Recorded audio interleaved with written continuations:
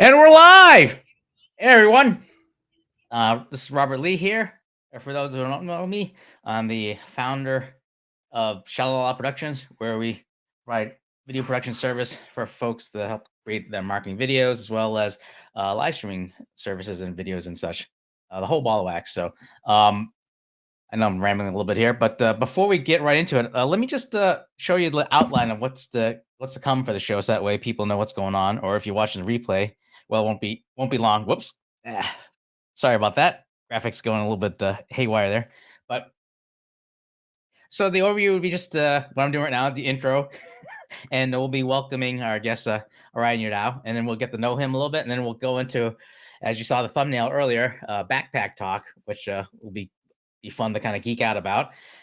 And then we'll just wrap up, and as well as like what's the latest, what's going on with Ryan, and then just more wrap up as to where you can find us and everything. So just a heads up that any questions, we'll take them after each topic. If you can just put a Q in front of the question in the chat, that'll help me find out, because I'll be doing double duty than moderating, so I might miss it. So the Q there would help me out there. So so that's a scoop there.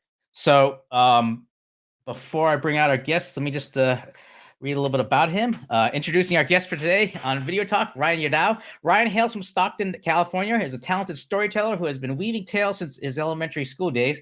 After relocating to Las Vegas in 2000, he pursued his passion for journalism and media studies, ultimately earning a Bachelor's of Arts degree from the University of Nevada, Las Vegas. He honed his skills while interning and working for multiple television stations in Vegas, before eventually becoming a reporter in Yakima, Washington. I hope I pronounced that right. In 2017, he returned to Las Vegas and worked for various organizations, including MGM Resort International, internal agency, and local nonprofits. And in 2021, he founded Ryan Yadao Media, where he helps business and individuals tell their stories through captivating video content.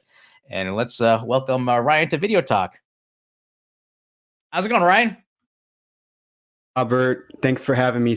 Really appreciate the opportunity to be on Video Talk, man. I'm excited. Oh, no, it's my pleasure. It's just been too long. Been meaning to catch up and hear how things going. And what better to catch up but to have you on here? Yeah, no, this could be a catch up. It could be talking about backpacks. It could be, talking about anything and everything. I'm up for it. Sweet. So for folks that are getting to know you, I thought we'd take a little step back and just learn a little bit about you. I know, like, you hail from California, and the first thought I was wondering is, like, what motivates you to go out to the Vegas to study journalism and media? Well, it really wasn't much motivation. I was brought down here with my family when I was 10. We were just looking for a new start to life. We were just my parents are originally from Stockton, California, which is about 45 minutes away, 45 minutes south of Sacramento. And they've been there their whole lives, and they just wanted a fresh start for me and my brother. So we moved down here when I was 10, and I've been here ever since. So I've seen this city just boom and grow exponentially. And I just stayed local when I went to UNLV. I was one of the first students to launch a live student newscast at the UNLV journalism school. And so that was a great opportunity there for me to kind of just expand my horizons when it came to storytelling. On that front, I was just on the TV side of things, doing news, and just learning the kind of 101 of a live TV news production. So a lot of the things that I still do today, I learned way back in UNLV. So but yeah, I've always been a West Coast kid. I've been to the East Coast a few times, so to have me on here, where I know you're based in the East Coast, I'm excited. And normally when I was in Yakima, Washington, as a reporter, I was the one that was doing all the answering or the asking of questions, and so to be on the other side of it is pretty unique for me. This is a new world, so but I'm excited. No, I mean, it's I know it's like a lot of changes because you're going from working in like in traditional like broadcast and journalism, and now striking Mhm. out on your own as a videographer. Now, I mean, I know it's been like a little over a year or two. Have you noticed like any big difference in terms of not only the work but the approach with videos and everything? Yes and no. Mhm. Um, you know, when I was working in news and when I was a reporter on TV, I always made sure that, the subject and whoever I'm interviewing, that's the meat of the story. That's the main content that an audience is looking for. I never wanted to, be the star or um, be the subject of the story. So I was always focused on creating stories that were, impactful and that highlighted the people that were in it. So I carry um, that similar thought when I'm creating content now for clients or for even for myself. Even if I'm doing a video for myself on my YouTube channel, um, you know, the story isn't about me, it's about the content, whether it's reviewing a backpack, reviewing a camera, reviewing a piece of tech or whatever, um, or doing client work, that's the focal point.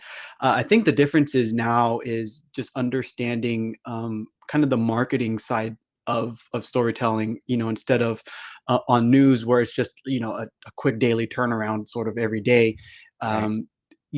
You have a little bit longer time to go ahead and properly tell a story using all the visuals that you have and music, sound effects, motion graphics, whatever the case may be. So um, I'm definitely learning more of the marketing side of things. And thank goodness my wife is a marketing professional herself. So she's been helping me understand that realm of it. And I can learn that while still applying, the storytelling skills that I have.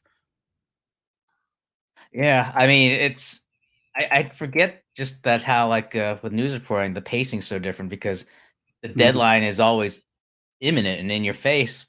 Yep. And with client work, I mean, it's there, but depending on like the subject and stuff, there's like pacing. So did you Mhm. find it kind of, did you find it was like a big adjustment where you kind of like you go on things 24/7 and now all of a sudden it's whenever the client gets back to you. Yeah, no, well, no, that's true.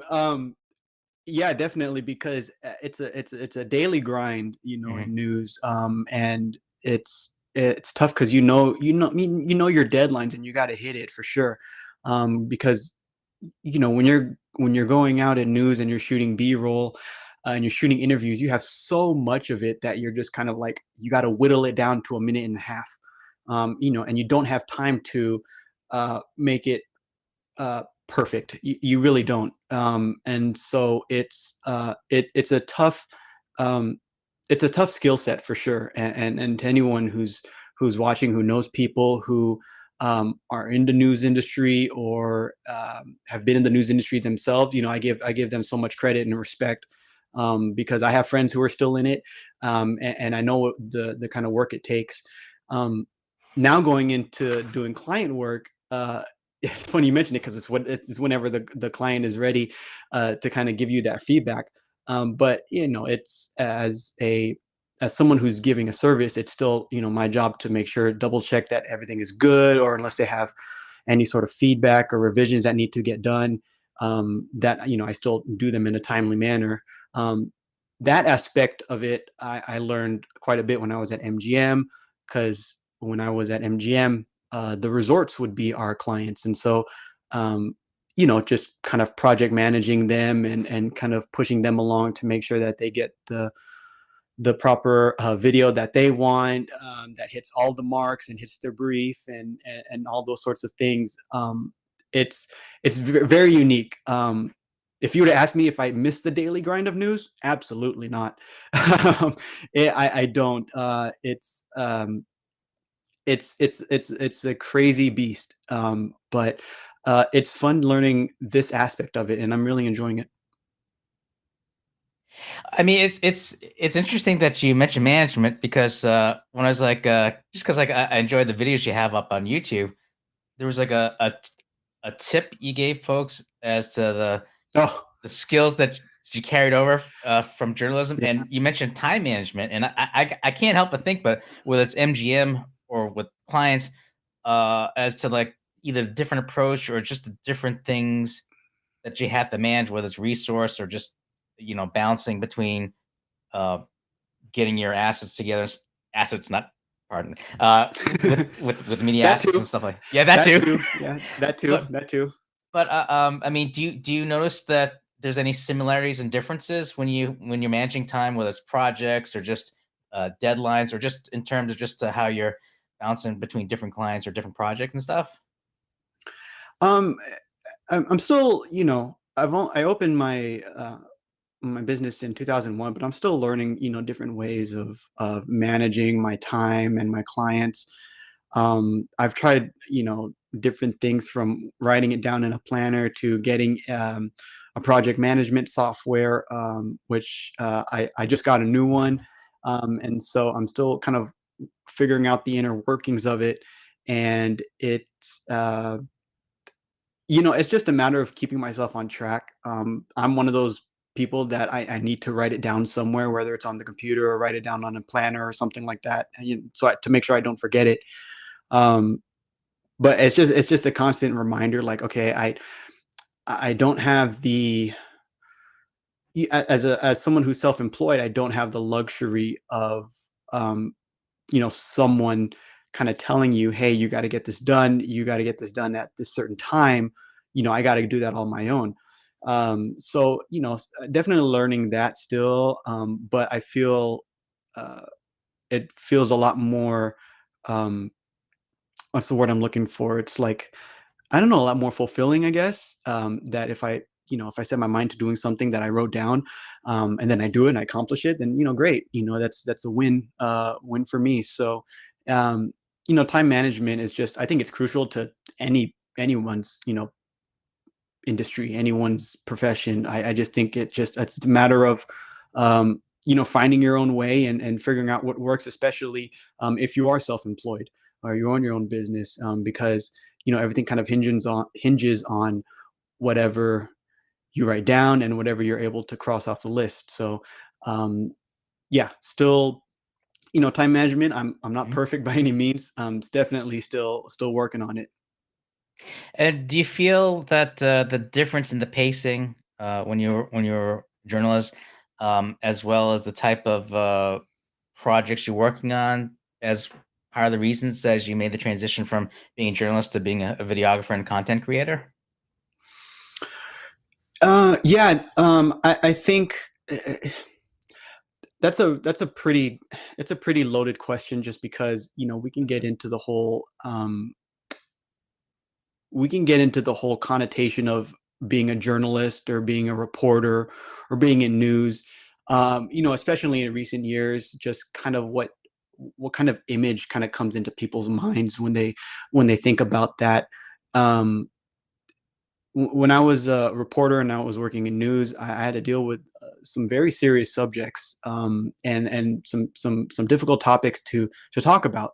But I also got the chance to do a lot of human interest stories, which those are the ones that really inspire me and get me motivated to continue doing what I'm doing, because um, to me, everyone's got a story to tell, and whether it's a business, a service, someone who overcame some amazing obstacle in their life, it's worth telling. And you may not be able to do it yourself. That's why you reach out to someone like me or someone that to help you tell that story, because other people need to hear it, um, and other people can relate to it.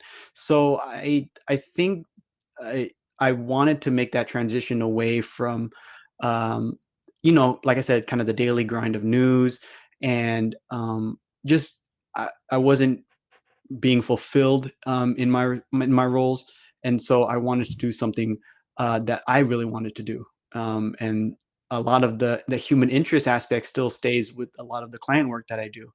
Um, like I said, everyone's got a story to tell.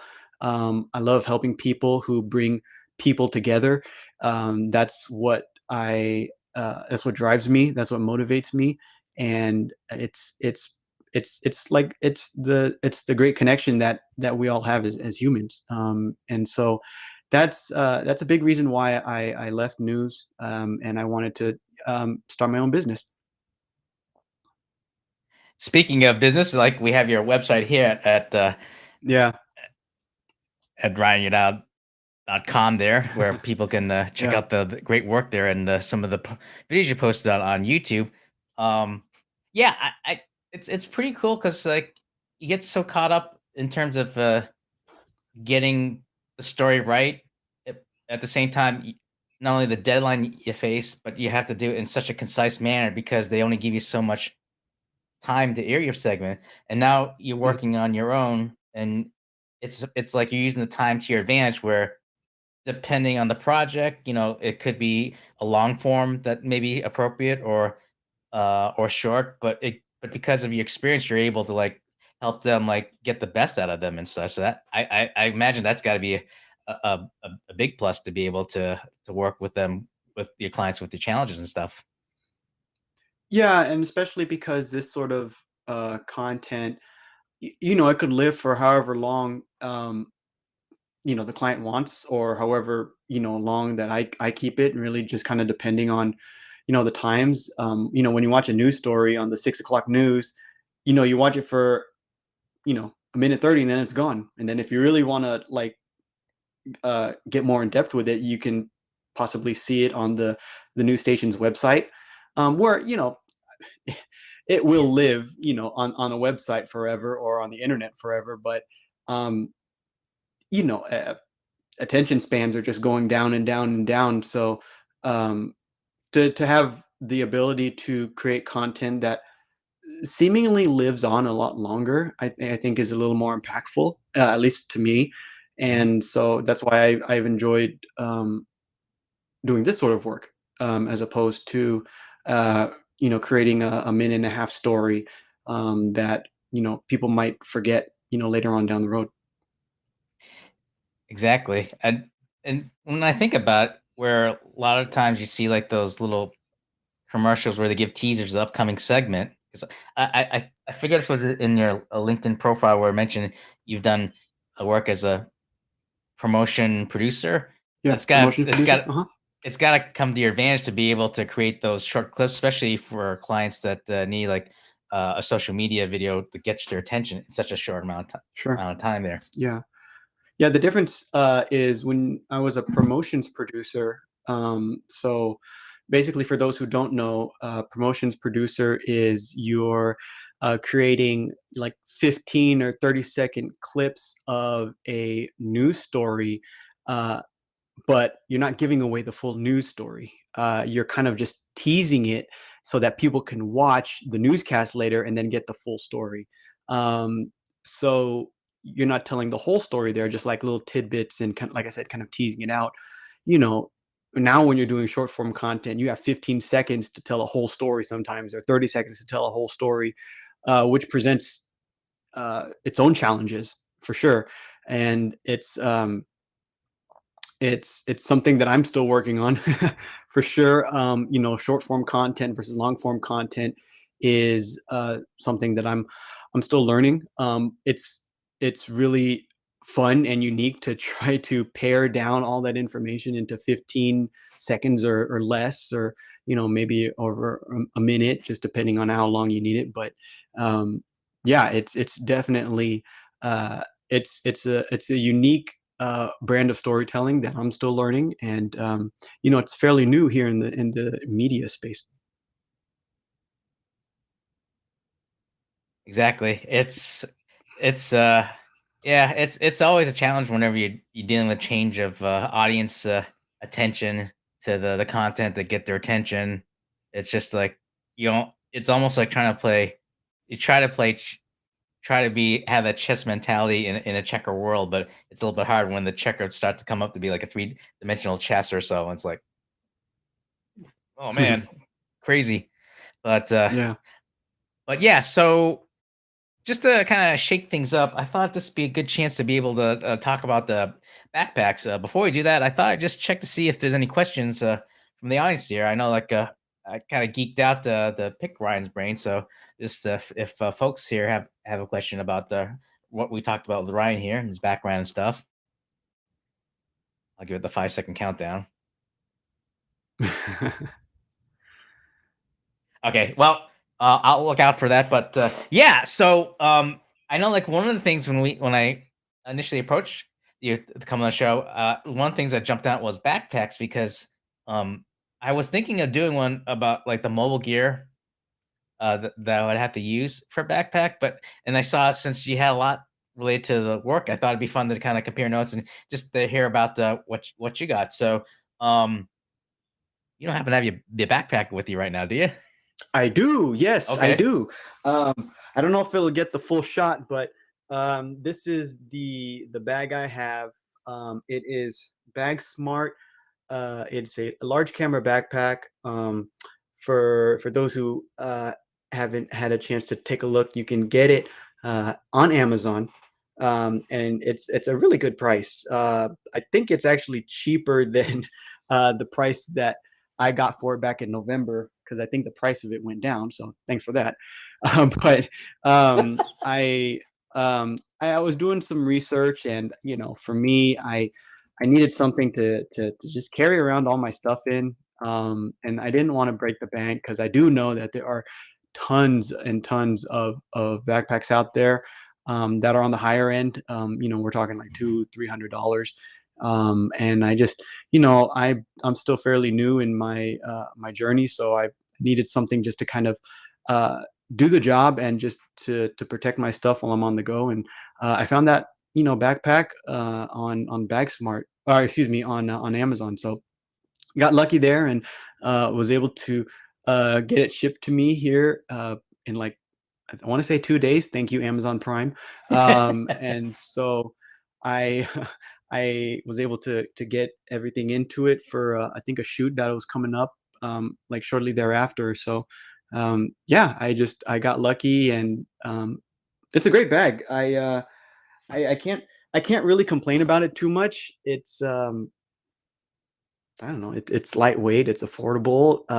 You can fit quite a bit in it, and so it's really nice. The only unfortunate thing is it either came in black or pink, and I don't know how I would look carrying around a pink backpack on shoots. So I just went with the black, and just just let it be my main go to. So with the backpack you show, like, what events did you find where the backpack gear was needed, as opposed to something like, like a production where you may need like more than just what you can fit in the bag? Honestly, I actually wanted a bag that I can carry to any shoot. Um, I have like a wagon that I can put stuff in, like lights or tripods and such. Um, but I wanted something that I could still carry in a with a backpack, because I'm Mhm. just a big fan of backpacks. I've been wearing them ever since I went to kindergarten. So I mean, I uh, I wanted something that's easy to carry around on my back, and so that if I'm filming on the go, or if I'm running and gunning, with my shoot, that I could still have it on me. Say if I'm like holding, and this is just an example. Yeah. This is my microphone, but if I'm holding like a camera, and then I have my backpack on me, like if I need to access something, I can just stop real quick, and then while I'm filming or something like that, and then I can just grab it from a backpack, instead of figuring out where my wagon was, or where I put something. Because uh, if I lose something, and especially if it's like my own piece of gear, uh, I will beat myself up for like the next week or so. Um, it's regardless of whether it's an expensive piece of gear or a more affordable piece of gear. So to me, backpack, I can always just rely upon that. So I wanted, actually, I wanted something that I can bring with me at all times. Just in case. So that's why I actually ended up getting it. Now, and I can't help but ask, but have you ever had concerns about, like, which gear you bring, whether it's exclusively for like those run and gun versus something that might be maybe more durable, but you don't have to worry about it being damaged, or something where if you feel like you need to bring that gear where it maybe, you may be nervous to bring out, but just because you need it for a particular shoot. Are you talking about the actual backpack or the actual camera gear? Oh, I'm sorry, the camera gear when you bring it in your backpack and stuff. No, I don't get super nervous. I think not to sound braggadocious or anything, but I like to think that I take I take pretty good care of my stuff, of my gear. But I also know that you kind of have to. I mean, these are expensive pieces of equipment. Yeah. And if you don't care for them, they're going to get stolen, lost, they're going to get damaged, they're going to get what have you. And so, I'm always in the back of my mind thinking, that I have this um, gear on me at all times. And and it's another like security thing for me. If I have a backpack on, you know, I know it's on my person, and then I'm not having to worry about if I leave, um, you know, a lens or a tripod or a light, 50 feet away, and my eyes aren't on it, then I don't have to, worry about that. But it also depends too. It does depend on the shoot. And you know, uh, like I said, I wanted something that I wanted to keep with me at all times, at all shoots, and I do bring it with me on all different types of shoots, whether it is a run and gun or if it's like a stationary sort of filming. I bring it with me, yeah, just all the time, just because I think it's I think it's based on the person, Mm. all the gear that we buy, as videographers, photographers, content creators, all of it is based on what we like. So that's just how I am with my items and my belongings and stuff like that. Do you feel like do you feel that's the shoots that's out on the field or more like in a controlled environment, dare I say studio, is more challenging whenever you take the backpack gear, or or is it more just like really Um, depends, or? I think it depends. For the ones that are on the field, it's good to have a backpack for sure. Because then, if you're like running and you need something, then you can grab it a lot more easily. I don't think it necessarily is a hindrance if you're on a planned set. It's good to have just in case, but you can obviously, um, set the backpack down and not have to worry about it uh, so much if you're in a enclosed space. So, um, yeah, I don't think I've had luckily any issues, uh, bringing the backpack to any sort of shoot.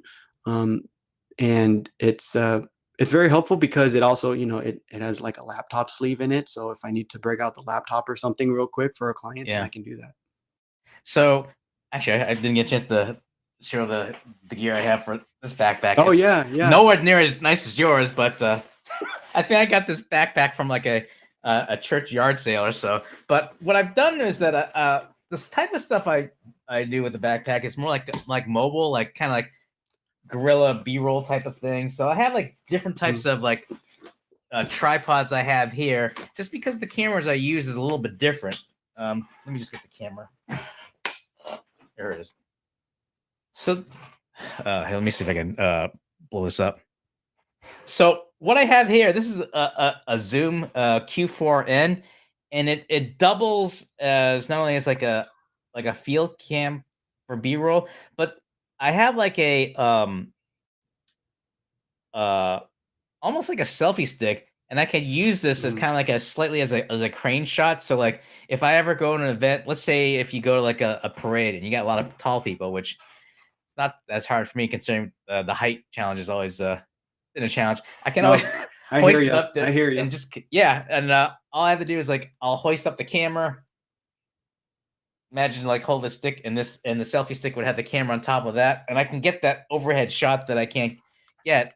And then on times where if I just need to do like a um, run and gun kind of boom mic, I can just use the boom part of it selfie stick and just kind of like get the audio there. So the type of shoots is a little bit different for me, but because it's more geared toward the mobile, and I'm able to, I hate to use the word jam, but just cram more stuff that I can use and such. So Is that a is that backpack? Is that just a regular backpack, or is it a bag for like cameras and gear and all that?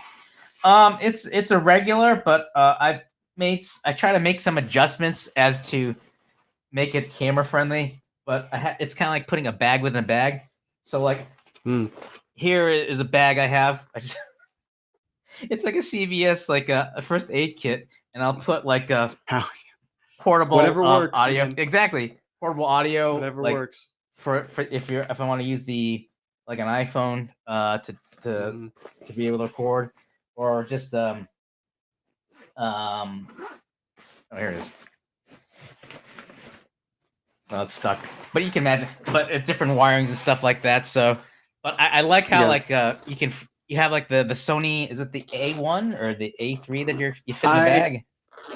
I have the Sony A6600 currently as my camera, and so yeah, I'll show a little bit of inside if I can get it into the frame here.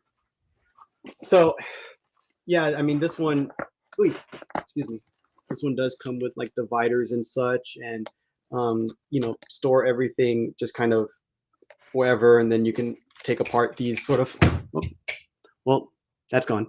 You could take apart these dividers, and then they're Velcro, so you can like adjust it anywhere. Yeah, because I mean, I have regular backpacks and stuff like that could carry gear technically, but they're not specifically designed to carry camera gear. So that's something that I needed, along with all the different accessories that I carry. But like I said, man, whatever works for someone, you just got to make it make it your own, and just adapt it to your own personality, your own style. So but that's this is you got to make it work. Yeah, as long as you don't have a backache or anything like that, I'm all for it. So yeah, no, I hear you. That's another issue, is just carrying around a bunch of big things. And I've always had the philosophy of being portable still. Just be portable, be flexible as much as you can, even if you are having a big shoot and you need more gear, tripods, C-stands, lights, whatever. Because at the end of the day, you don't want to, you can't kill yourself over this, man. You can't just, you know, over this type of work. You gotta try to you gotta try to be in it for as long as as long as you want. So that was another big reason for getting a backpack. yeah. Oh man, when you mention that, I can't help think of like redundancy, contingency plan stuff. But that's like a subject in its own, in terms of making sure you're not short-handed with gear if something should happen in terms of malfunction stuff. Right. But didn't want to get a flashback there. Let me just shout out the folks that's saying hi. So big hi to Dr. Elo, the Equip Institute. Hey, Florence.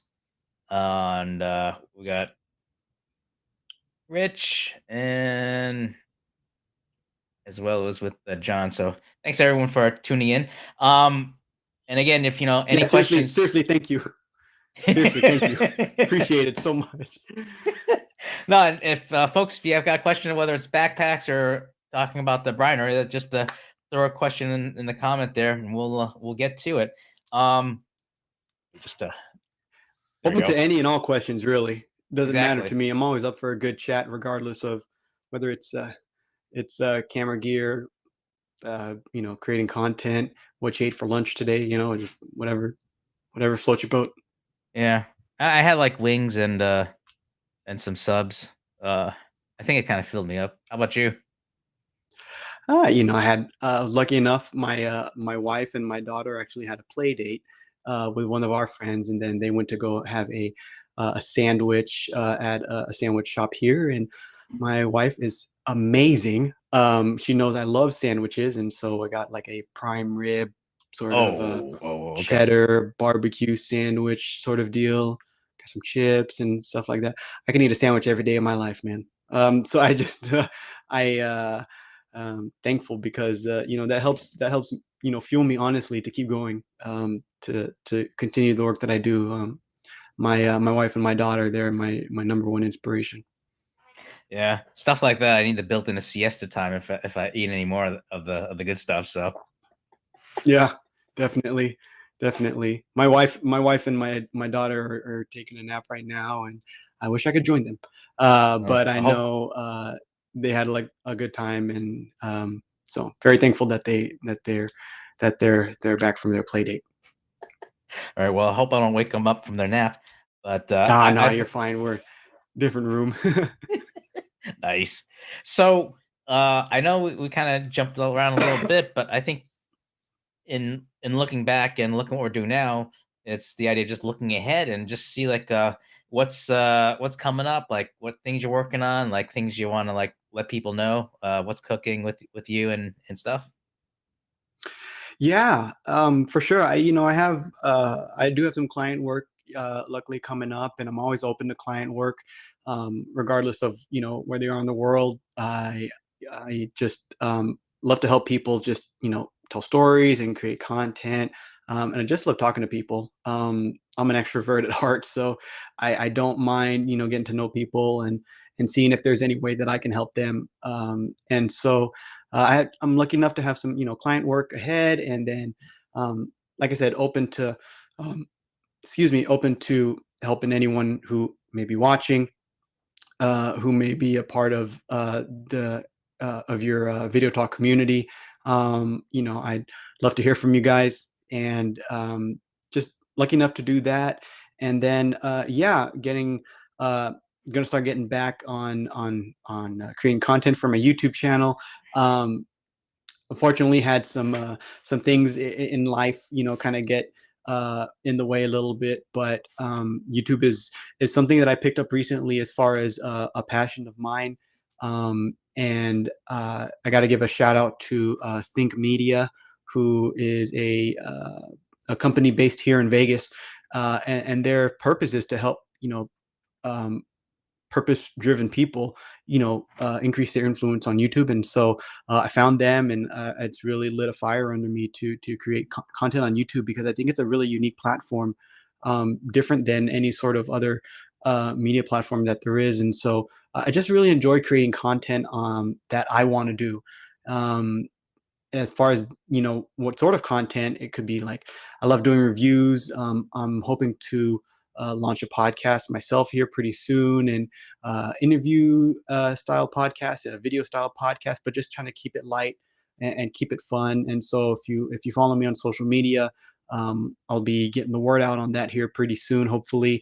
um, but yeah, just really just open and welcoming to any sort of communication, any sort of opportunity that presents itself.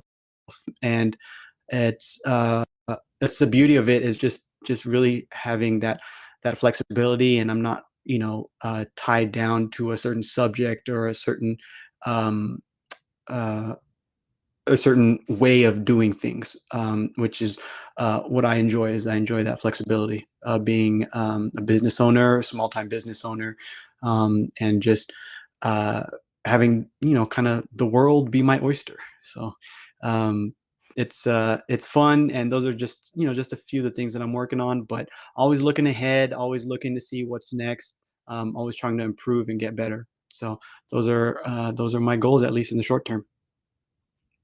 And so I know the contact for folks to reach you. I want to make sure I got this right. We've got they can reach you at Yep. Media at outlook.com, Mhm. and Yep. That's and they me. can and they can also reach you at your website there, for the contact page. Um, oop, try it again. There we go. Wait a minute, hang on. Going crazy with the buttons There we here. go. Wait a minute, hang on a Button second. mashing. Exactly. Hang on. There we go. There we go. And you can reach out to Ryan Yadao, his website there, his contact page. Yep. Just making sure nothing's going on fire here. Ah, son of a gun. Sorry. I know I joked that something was gonna come up. All right. So and hang on a second. Yeah. Oh, okay. All right. I knew that was gonna come up soon.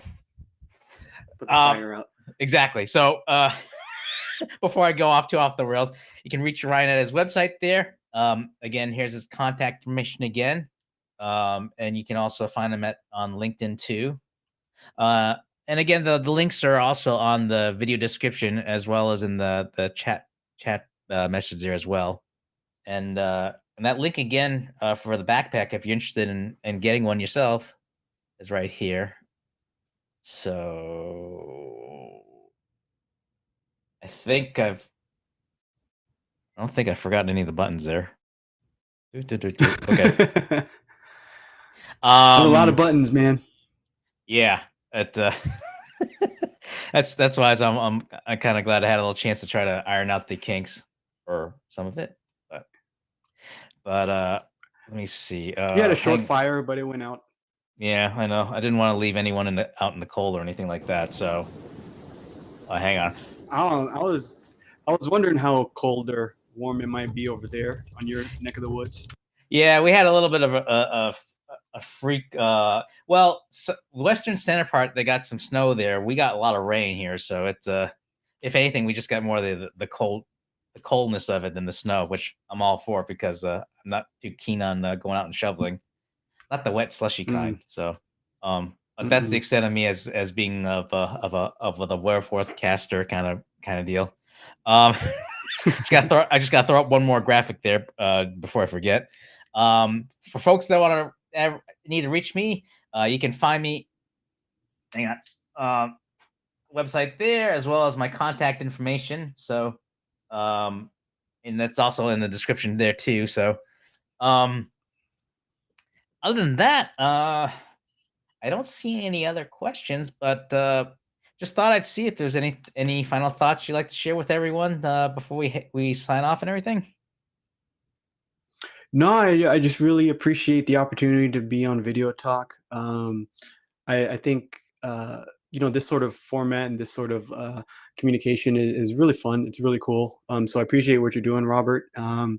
Yeah, I mean, look, backpacks come in all different shapes and sizes, and as well as like stories.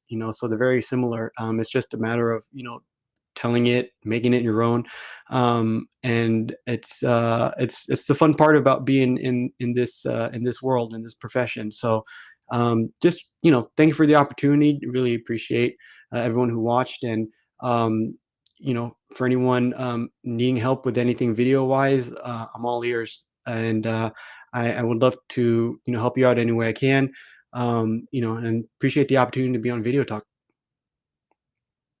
Always glad to have you, Brian, and kind of a perfect segue to tee up for next month's show. If seeing that you're all ears, in that next month our guest will be a savvy millennial voice artist, Jordan Dreyer, and plus the most I could say is we'll also have a can talk with Chat GPT and leave it at that. So that would be next month, and the show date there is that I'll get the finger pointing right for April 9th there. So I hope you guys can join us then. Other than that, you need like a Vanna White for your show, just someone to do with the hands and everything. Yeah, well, I was trying to get a moderator to help out, but well, you're looking at the moderator here, so it's like I'm working my hand signals there. Or you're doing a funky dance. Yeah. Wait, did you say funky? I think. Do I have a funky music? Yeah.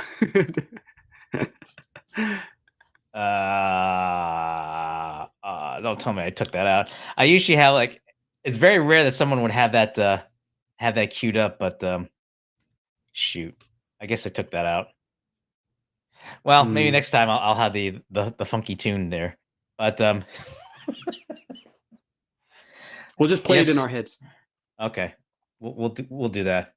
I do have a Christmas tune, but I don't think that would work. But anyway, Oh, a little late. yeah, or it could be preview. There you go. So anyway, you've been you've been watching Video Talk here with me and Ryan. Join us again for. Hang on, I can't even hear myself. Ah! All right, so that's yeah, reminds me Yeah. of some of the music that my daughter listens to on her TV shows. with Barney. No, not Barney, just some of the other TV shows that she likes. You know, that sort of like a silly tune music. So that's what it reminds me of. Yeah, I'm always up for silly tunes. That's for sure, as you can tell. But on that note, you've been watching Video Talk. Ryan, thank you for being on the show. Folks, if you have questions, just leave them in the comment. We'll look out for them. Otherwise, the links are on the video description as well as on the chat message as to where you can find Ryan or where you can reach me. And yeah, that's it for now. So hope everyone's doing well, and we will catch you guys later.